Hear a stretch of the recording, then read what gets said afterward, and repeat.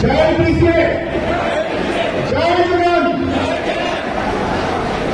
BC అనే పదము ఎప్పుడు ఎక్కడ ఎవరు మొదట వాడాలో సరిగ్గా రికార్డు లేదు. కానీ బ్యాక్ బోన్ బీసీలు అంటే ఈ రాష్ట్రానికి వెన్నెముగా బ్యాక్ బోన్ అని చెప్పిన వ్యక్తి మాత్రం దేశంలో మొట్టమొదటి వ్యక్తి జగన్ సార్ అని మాత్రం తెలియజేస్తూ కూడా ఈ భూమి మీద సగం బీసీలు ఉన్నమాట నిజమైతే జగన్ ఇచ్చిన ప్రభుత్వ పథకాల్లో ప్రతి రూపాయలో 10 రూపాయలు బీసీలకే వచ్చిందనే విషయాన్ని మీరందరూ కూడా గుర్తుంచుకోవాలని తెలియజేస్తూ ఉన్నా. ఇప్పటి వరకు ఈ ప్రభుత్వం వచ్చిన తర్వాత ఒక్కటంటే ఉన్నది, ఒక్క పెన్షన్ కూడా కొత్తగా ఇచ్చింది లేదని కూడా మీరు తెలియజేస్తూ ఉన్నా. ఎక్కడో పొరపాటు జరిగింది. నా బీసీ, నా ఎస్సీ, నా ఎస్టీ, నా మైనారిటీ అని చెప్పిన జగన్కి ద్రోహం జరిగింది.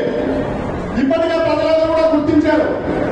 ఖచ్చితంగా 2029లో ఎక్కడ పొరపాటు జరిగిందో, ఎక్కడ తప్పు జరిగిందో అని కూడా మనం సరిదిద్దుకోవాల్సిన అవసరం ఉందని మీకు అందరికీ తెలియజేస్తున్నా.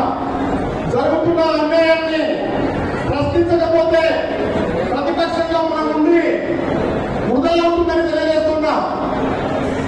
నాయకులు కూటమి ప్రభుత్వాలు జరుగుతున్న అన్యాయాన్ని, అక్రమాన్ని ప్రశ్నించలేకపోతే పత్రికలు కూడా ఉండి అన్యాయం తెలియజేస్తూ ఉన్నా.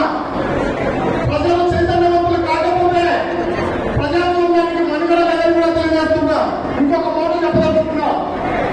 ఆంధ్రప్రదేశ్ రాష్ట్రంలో ఎక్కడ ఏ గ్రామంలో పెంటు సార్లు లేదో చెప్పగలిగే వాళ్ళు ఎవరైనా ఉన్నారని నేను అడుగుతున్నా. జగనన్న ప్రభుత్వంలో మన ప్రభుత్వం ఉన్నప్పుడు ఏ గ్రామంలో ఏ వీధిలోనా ఒక్క పథకం రాని ఎవరైనా ఉన్నారని నేను అడుగుతున్నా. ప్రతి వీధికి, ప్రతి గ్రామానికి పథకాలు నేరుగా పంపించిన జగనన్నని మనం ఏం చేశామనే విషయాన్ని కూడా మీరందరూ గుర్తుపెట్టుకోవాలని తెలియజేస్తున్నా. ఈ బీసీ గలం ఖచ్చితంగా ఇది ఉత్తుతున్నాయి. మళ్ళీ ప్రభుత్వాన్ని పెద్ద ఎత్తున మెజార్టీ తీసుకురావడానికి ప్రయత్నం చేయాలని తెలియజేస్తున్నా. ఏలూరు సభలో జగనన్న బీసీ గట్టును పెట్టి మెజారిటీ పదవుల్లోనూ పనుల్లోనూ ఆయన